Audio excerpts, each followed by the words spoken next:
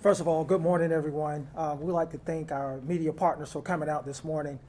We thought it would be important and to give everybody an update as where the county stands as it pertains to dealing with our water issues and just talking about our service that we've been providing to our community over the last couple of days. So again, behind me, we have a lot of our civic and public partners and our dignitaries from the school system, from our water authority, from our board of commissioners, and of course, some of our user departments are in space as well. And again, we just want to give you an opportunity to give you an update as to the status of a lot of the work that we put in over the last couple of days, and more importantly, answer any questions that the media may have with regard to what the process that the Clayton County government, as well as our thought partners, are in, and the things that we're doing to ensure that we address the needs of our respected citizens. So with that, I'd like to yield the microphone to the chairman of Clayton County Government, Board of Commissioners, Chairman Jeffrey E. Turner. Good morning, and as the COO stated, it's definitely a pleasure to have you here with us, because so many times we address concerns about the community, and it's not always from our perspective. So to be able to hold this press conference this morning and let you know our efforts that went into this past week that, as we all know, was a week that was very trying and troubling on our citizens as well as our personnel here in Clayton County. But let me say this, as chairman of Clayton County, I'm very, very proud of the efforts that went into taking care of our citizens this past week. We rallied together and collaborated with our non-organizations, our non-profit organizations, as well as our school system and other governmental entities. I'm proud of the way that we were able to reach out and call our Clayton County Public School System. Madam Chair and Goree and Dr. Smith with the Clayton County School System answered that call. They worked with the Clayton County government to open up a warming center. And through efforts of not only our governmental entities, but our citizens, we've had two citizens, and Drew Andrews as well as Regina Deloach, who coordinated our volunteer efforts to make sure that we properly manned and staffed our warming station. And that's important because as this temperatures dropped, our homeless population needed somewhere to go. Or anybody who lost heat or needed shelter and food was able to go to this warming center at the Sequoia Middle School in Riverdale. It's about taking care of our citizens. It's about making sure we address their needs, not only address their needs, but address it appropriately. And then after the frigid cold came in, water lines started to burst. And that was another nightmare here in Clayton County, not only in Clayton County, but throughout the metro Atlanta area. Calls went in to the Clayton County Water Authority. Mr. Bernard Franks and his staff immediately jumped on it. With the numerous busted water mains throughout this county, they did a tremendous job. And he's here and he's going to speak on as to what their efforts were to make sure that we got those lines back operating, and those citizens who were in dire need of water to make sure that those lines were operating once again. Then the fire department jumped in and the police department, and you can imagine the number of calls that went out during this time. They did, as they always do, a tremendous job answering those calls and taking care of our citizens. The fire department organized efforts to make sure that our citizens receive bottled water as well as other needs throughout this trying time. But again, what I'm telling you is that Clayton County rose to the occasion to assist and address the needs of our Clayton County citizens. And as chairman of this county, I'm proud of our efforts. The Clayton County Board of Commissioners did everything that we could to make sure that those needs were addressed. And at this time, I'm going to turn the mic over to Deputy Chief Ryan Morrison with Clayton County Fire Department to talk about some of those efforts that the fire department, as well as those who collaborated with us, poured into the effort to take care of our community. Mr. Morrison. Hey, good morning, everyone. I'm Ryan Morrison. I'm a Deputy Chief for the Clayton County Fire and Emergency Services, as well as the Director for the Office of Emergency Management. So, as you all know, that we're currently under a state of emergency for our county. This decision was made on Monday. Prior to the event, we kind of knew some things were going to be in place, and we really thank the Clayton County Board of Education for opening up the warming center for our citizens. From the emergency management standpoint, we assembled approximately 120 cots to utilize in the facility. And we help with some of the distribution and moving some of the other resources for that facility. Volunteers over there did a tremendous job. So once Monday rolled around, we had a lot of our preliminary reports from all of our public safety personnel. Just to give you a perspective, 1,200 calls ranged from that Saturday till yesterday, till Wednesday. So 1,200 calls for our fire and emergency services. 481 of those calls were all related to water, which averages about 96 or so per day. So obviously it's unprecedented for us. Our typical call range usually goes from 150 to 180 calls. We were running over 200 calls easily, 250 calls. We activated the EOC early on, and we got in touch with Clayton County Water Authority, and we were in constant communication through that time, early morning, all throughout the day.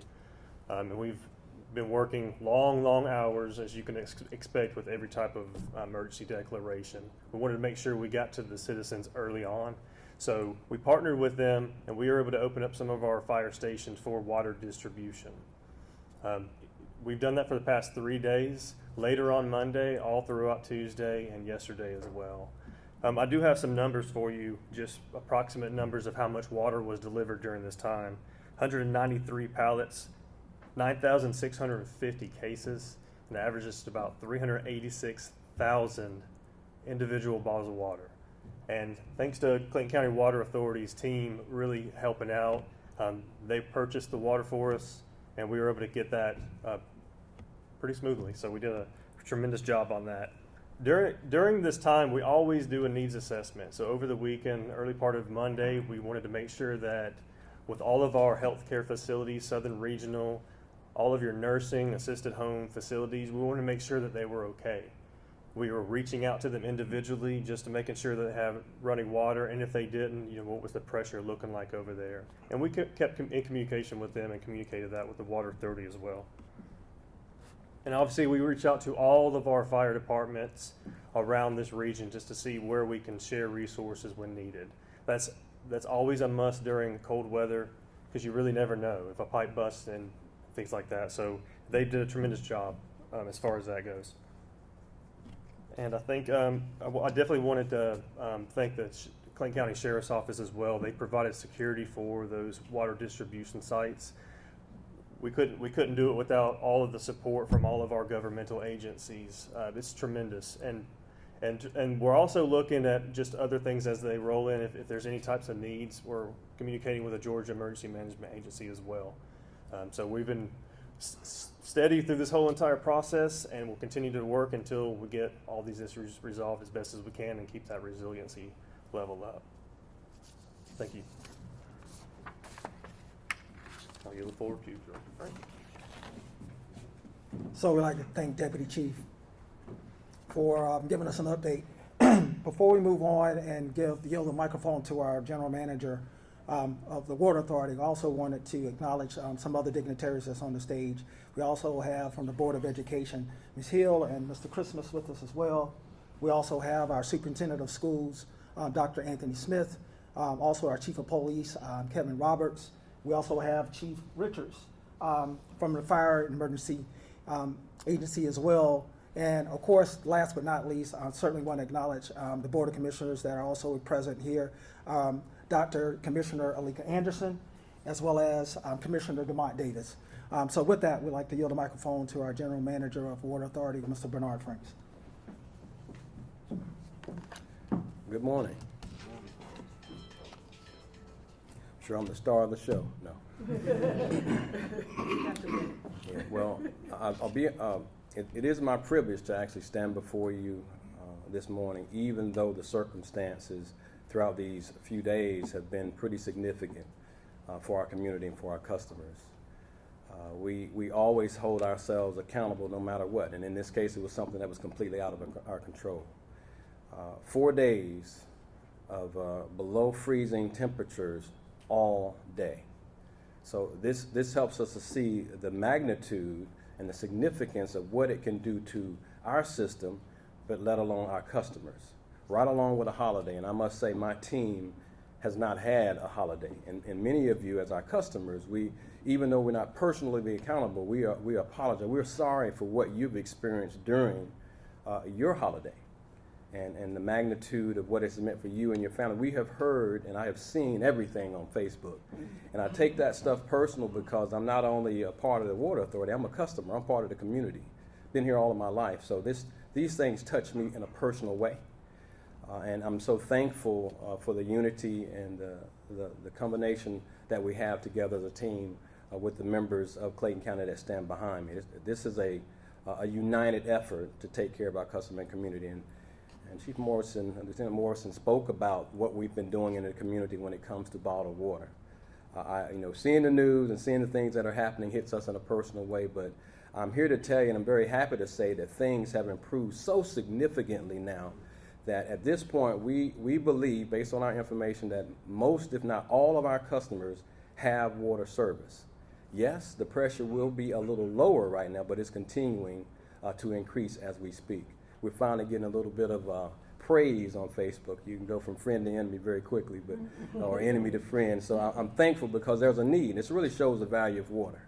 This is not the way that we want to emphasize the value of water, but it really paralyzed our community and those beyond.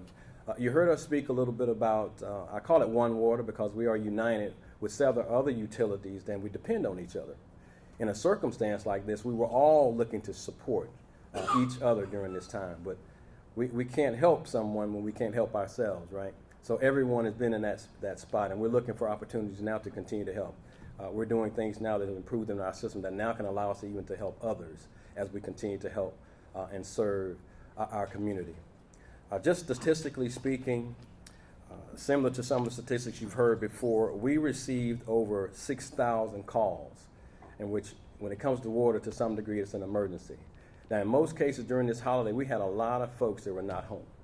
A lot of businesses where no one were in those businesses. So when this freeze snap happened, throughout our whole community, there were leaks coming out of people's homes, out of the apartments, with no one there to turn them off. So you can imagine the impact on our system. Fire lines throughout this whole county, large fire lines, 10-inch, 8-inch, 12-inch. Now imagine that wide open blowing into a warehouse at the same time. We look at our statistics, we had 188 service lines, 188 calls based on our service requests that were related to water. Another 377. We had 15 line breaks, and we're working on some of those now. I say that as the temperatures warm and as we increase our pressures, we get to see more of where this water is escaping. And it's really helping us, becoming more and more revealed. My team ran through the community over and over again, looking at homes, and we had to cut off water without being able to notify a customer because most of our customers are not home. Thankfully, some of them had an opportunity to enjoy their holiday away from this area. Now, not being the only ones impacted, as you can see on the news, quite a few of us as utilities have been impacted, and many of us are still suffering. I'm very glad to say that we're looking at right now how we can remove the boil water notice because our pressures have increased so much. So as the day goes on, you'll see a continual increase and a continual improvement on our behalf. Just to speak technically on some of our pressures, coming from our Noah's Ark station, we are running right now at 94 PSI, that's pressure. Our normal is 120. From the Morrow, we're running at 76. Our normal is 95.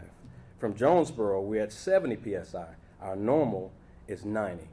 So that is a tremendous improvement from where we come from Christmas Eve as this thing began to bottom out. And as I said before, our teams have moved throughout this community tirelessly.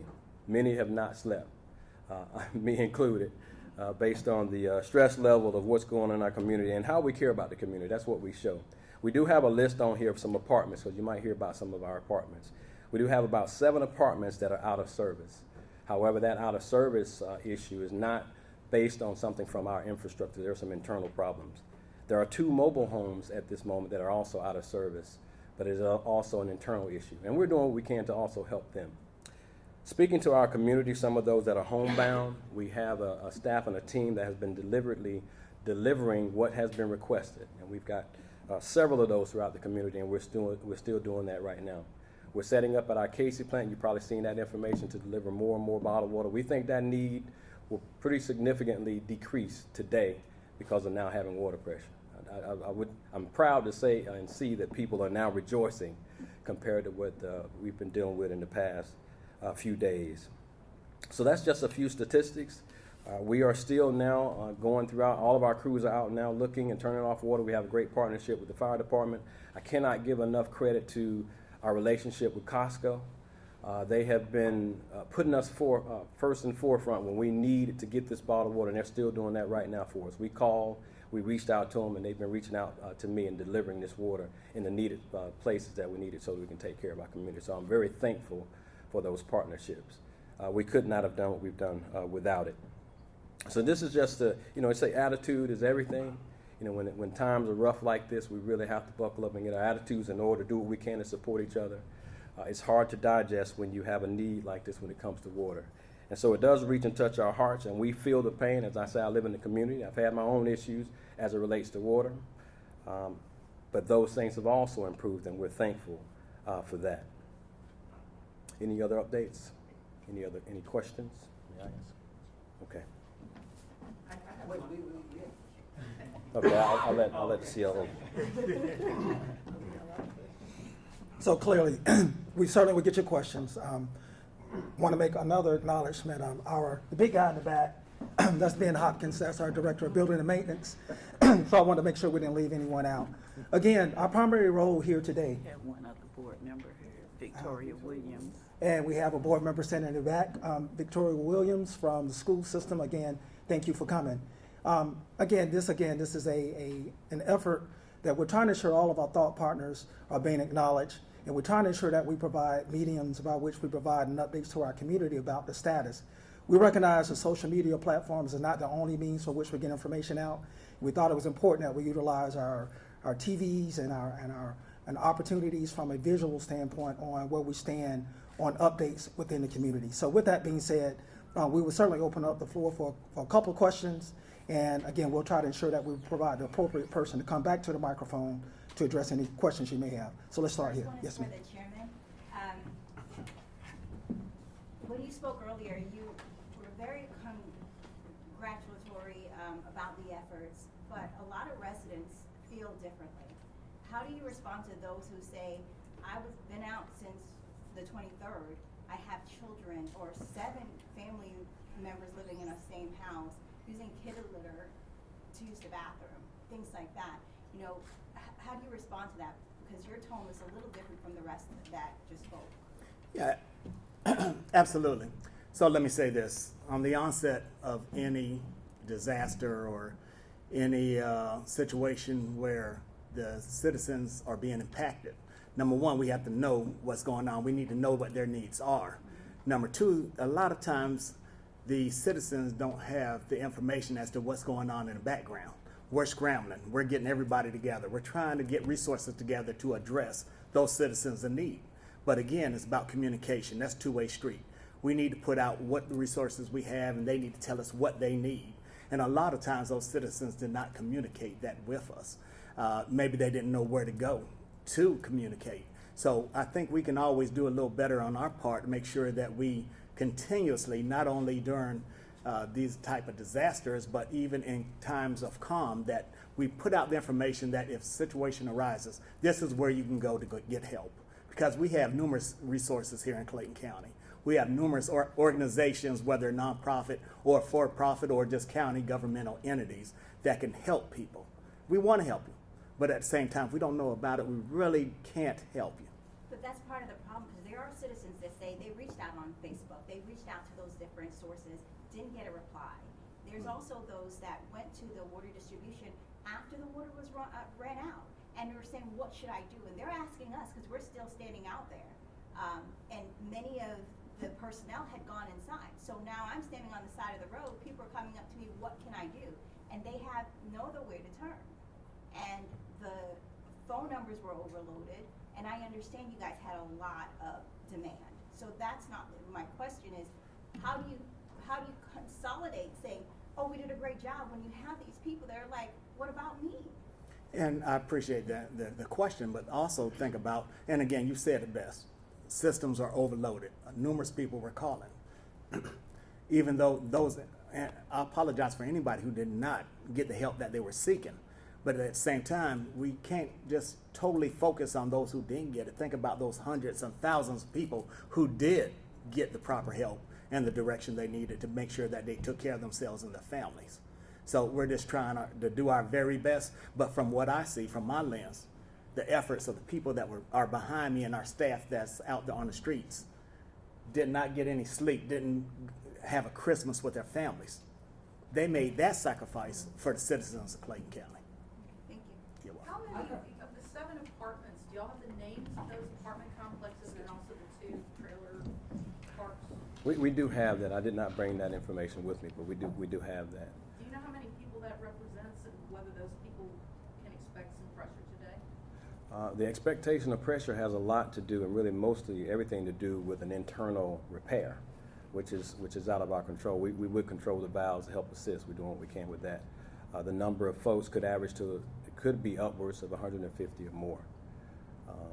And we understand that pain. And then I want to speak to the Facebook part. We've got folks staffed to answer those Facebooks, and you just imagine how many of those that we receive, and we're working extremely hard. I have a fantastic team, let alone behind me, but a part of the CCWA family. We've been addressing those as quickly as we can. It would have been our privilege to bring water out to that home if we were indeed aware of that.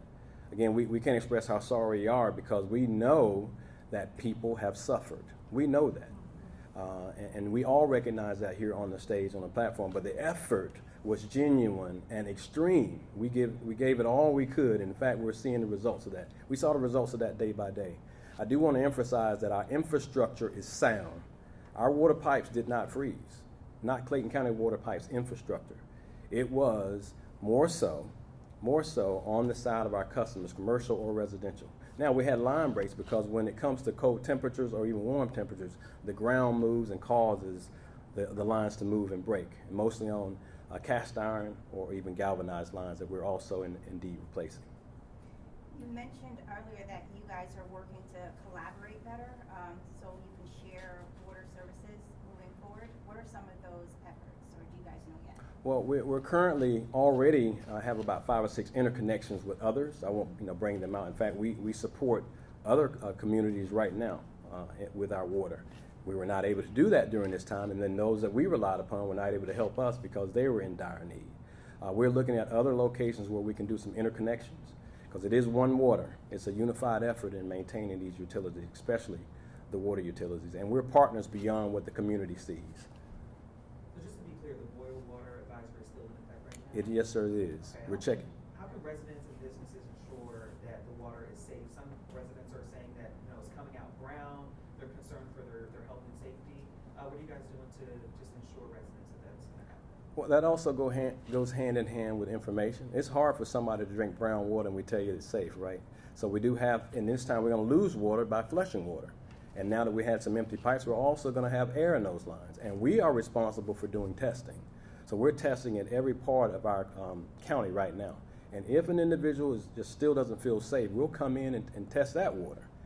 We are certain that very soon we will have this boiled water released.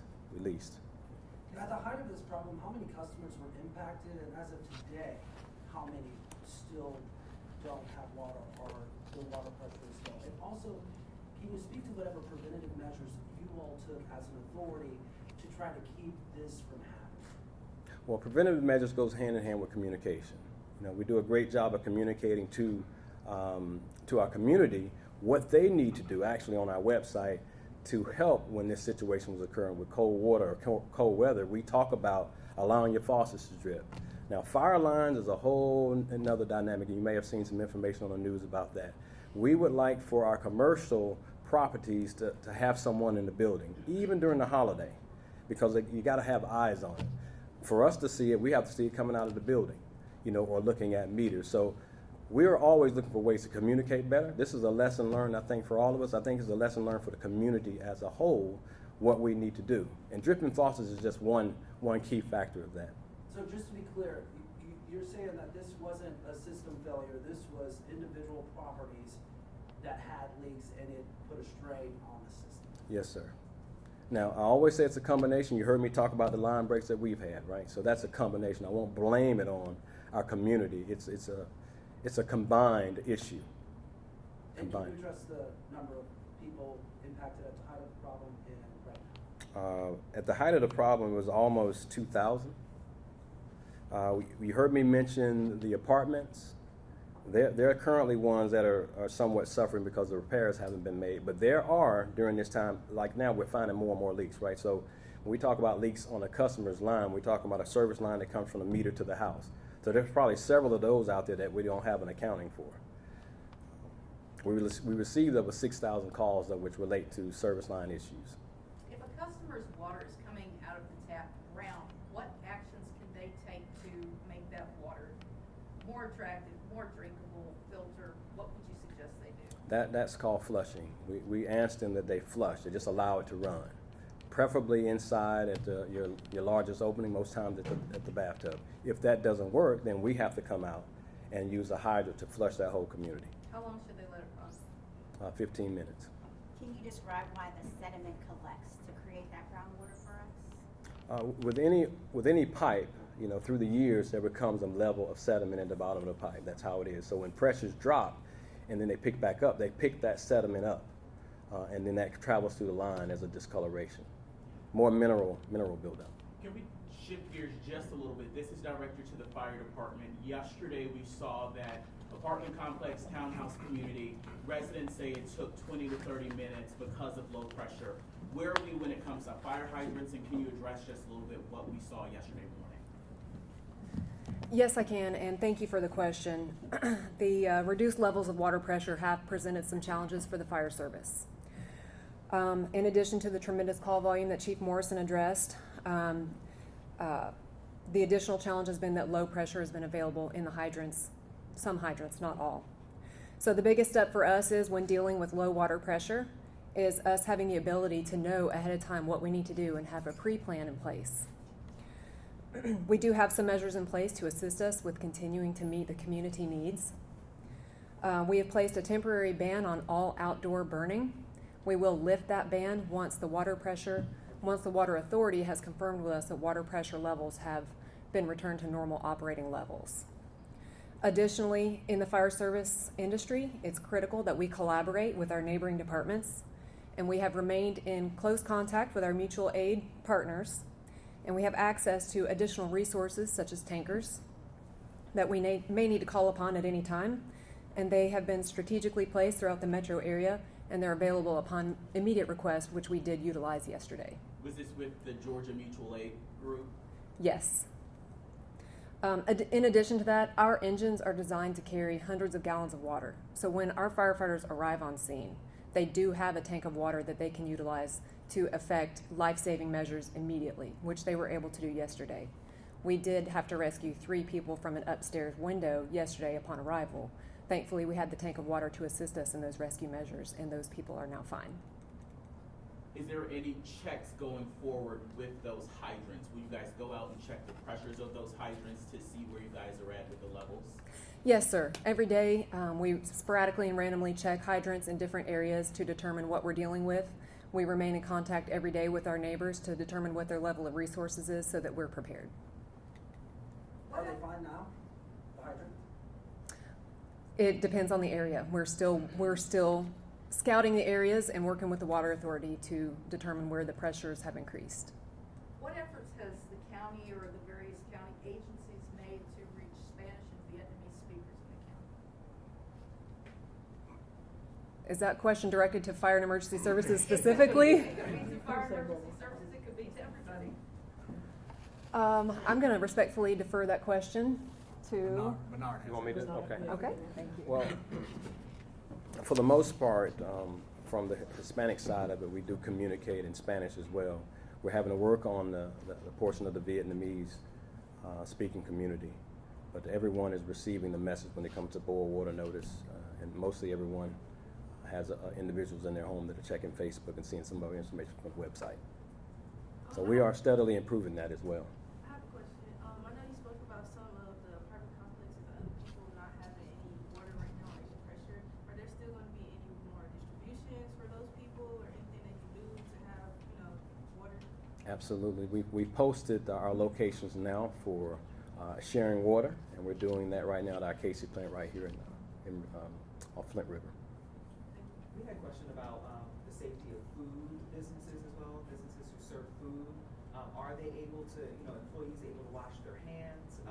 A lot of, I went to Chick-fil-A yesterday. They didn't serve ice. They weren't serving ice, and it just kind of brought the question up: is it safe to, patronize these businesses if they're having issues with maybe washing their hands or issues serving water, even gaining access to water? Throughout this time period, we've been testing the water, and that boil water notice has some very specific details on it, and that is dropping below 20 psi. In most cases, our folks have not dropped below psi and still been able to function. It is a slower process. The water comes out, and the water is, from our perspective, safe. We do a boil water notice simply as a precaution. And I might have spoke about it a little earlier. If there's a line break, there's a chance that something could pull into a line. And when I say line, it's sediment, sediment, and we might refer to those as different from what we would like to be given to our community. So with that being said, there's several restaurants that are still open, and their PSI may be about 30 and 40, and that is constituted as being safe. What can you say to the business owners along this line that produce food and have multiple employees that aren't able to work, and customers calling daily to find out when we're going to be back in operation? I've been speaking directly with several of those, Fresh Express being one of them. That's a major operation. And as I spoke to you before, if it were completely in our control, this would never have happened. And I know an apology goes a long way, but it doesn't take care of what you've lost and what you're dealing with. So beyond that, what we've been doing is trying to supply water. Now, we know in certain industries that doesn't work. Bottled water doesn't do it for them.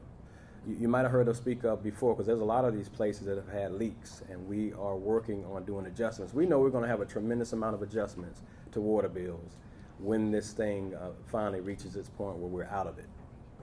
Is there a single number or a single point of contact that somebody who might be older, who has a physical disability, needs water delivered to them, is there a number they can call to have that happen? We have them reach directly at 770-960-5200. And that's been a bunch of them going on. You know it by heart. Yes, we've given it out.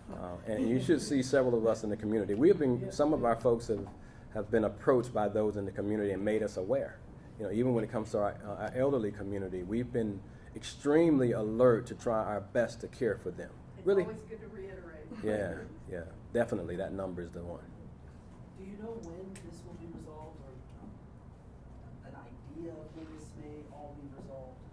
We would love to have this completely worked out by the new year.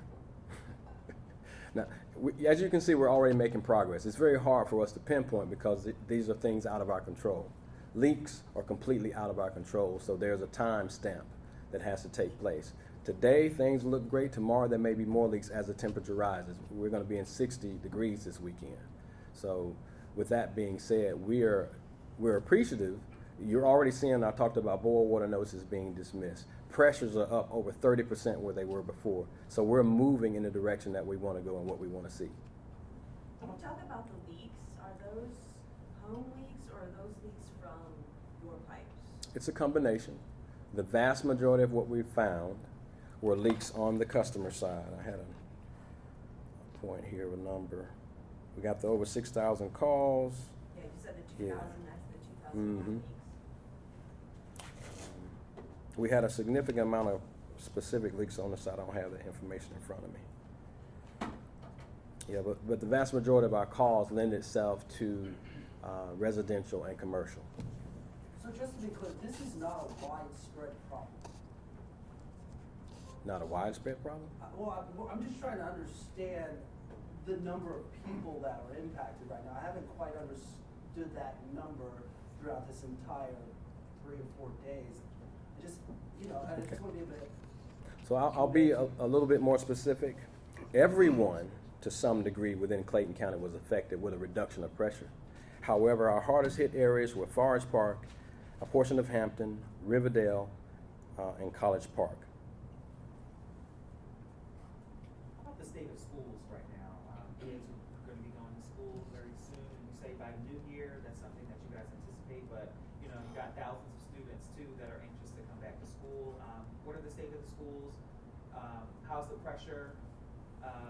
You know, is there a pulse being taken right now in the school district and the schools in Clayton? Well, from a water authority perspective, I'm gonna let someone else answer that question. The pressure from the water authority's perspective on our infrastructure is fine when it comes to feeding the schools, but I'll defer. Well, thank you for the question. We need this information out to our parents and students. As of today, all of our schools have been assessed, all of our auxiliary buildings have been assessed, and all leaks have been addressed. As of today, pressure is up in the vast majority of our facilities, and we fully expect for our staff to arrive on February 3rd and our students on February 4th. I'm sorry, giving them an extra month. I'm sure they will enjoy that. Thanks for the correction. January 3rd for our employees and January 4th for our students, and we're looking for a non-distracted day in terms of water issues. Any specific schools that were impacted by leaks or issues with damage? Yes, some more significant than others, but all of them have been addressed. And some of them are ongoing depending on the severity of it. But we fully expect for them to be operational by January 3rd. Do you know which one specifically? Yes, we had Mount Zion High School, we had Kilpatrick Elementary, we had Forest Park Middle, we had Morrow High School, old and new, and we had Utopian Academy. There's a few others that had some, what I consider minor issues, but all of them have been addressed. Speaking of the school leaks, one of them was I think a line that was one of the larger lines, and it was gushing for hours and maybe a day or so before anyone noticed. Yes, we got a call from Mr. Franks early on, I believe, Monday morning, and our maintenance director was summoned, and he summoned our team to go out and assess all facilities to make sure we give a status report to Mr. Franks so we can make certain that we contribute to the mitigation of this problem. And at that time, that's when we discovered, and I think the school that you're referring to is Mount Zion High School. We had quite a significant leak. But we had significant leaks at other locations as well. But again, all of them have been addressed. And with is there damage to the school or any areas that In some cases, there are ongoing damage. For instance, Adamson Middle School, we're concerned about the gymnasium floor. But overwhelmingly, we feel comfortable about having school on January 3rd and January 4th for our students without any significant distractions. And one more question for you, Mr. Franks. Those lines that were real large, that were gushing for, I don't know, however long before people realized that, how did that put a strain on the system that overall impacted where and who could get water? Well, you're talking about thousands, maybe even millions of gallons that are continuing to escape. So you can just imagine the reduction of pressure because the pressure is being pushed into an empty building instead of being contained within our system. As we increase pressures, you can just kind of in your mind think about that water. If it's at 30 psi and it's headed towards Forest Park or Jonesboro, there's only so many people can feed from that. And by the time you reach the end of the line, you're at 10, maybe 2, then you're at a trickle. So when you're losing pressure in any location, you're losing that water that can be used for the community as a whole. It's a contained system. So yesterday, there were a couple of severe breaks, one over there at the elections and registration office, which has impacted them quite severely. And I know that the courthouse, the Justice Center, had to kind of cut off water there to divert it to the jail. Can somebody speak about how this is impacting those two facilities? Ben, you want to speak to that? Sure thing. So the Annex 2 Historic Courthouse, it was not a water line break that impacted elections. There's an air handler above the ceremonial courtroom that the drop in temperature froze out the lines in that air handler coils. Whenever it got warm again, the coils were not holding water, and so it shot out. And then the ceiling above the historic court in the ceremonial courtroom collapsed. The water in that space then went downstairs in the election registration office. That all has been cleaned up. We're assessing the situation right now so that we can get them back in their offices. They are currently working in an auxiliary location. In terms of the Justice Complex, I was over there this morning. Water is working. Toilets are flushing in both sides of the building. They were supposed to be opening up the courthouse today at noon. We are not where we need to be in terms of temperatures, but we are rising that. We have trained. One of our partners is coming out today to assess the boilers. That was not impacted by the water situation. How about the jail? I know nobody from the sheriff's department is here, but maybe somebody can speak to the jail. They've been great partners with us. We've been in constant communication with them. We were in housing unit 4 this morning. We flushed the toilets. The toilets are flushing, and there is heat being restored currently. One last question. One last question. What should people do moving forward? We're developing a couple of things. We're looking at a single point of repository to get information out. That would be our www.claytoncountyga.gov website. So information that might be housed on the Water Authority website or even the school system. We're trying to ensure that individuals can go to that site and get more information, and we can be more timely in responding back to those needs of our community. The other thing that we're doing from a service providing perspective is that those that may still have some issues with pressure and not being able to get water, from a shower perspective, they can utilize our recreation centers. That information will be put on our website as well, so individuals can go to the recreation centers and take showers and clean up as need be if you still are not getting the pressure in your respective homes. So again, the www.claytoncountyga.gov will be the primary website for you to get additional information, and that site should be operational with additional information within an hour. Again, we thank you everybody for coming out. We appreciate your time. And again, thank you for providing the coverage that we need in our community, and God bless our respective community. You have a great day.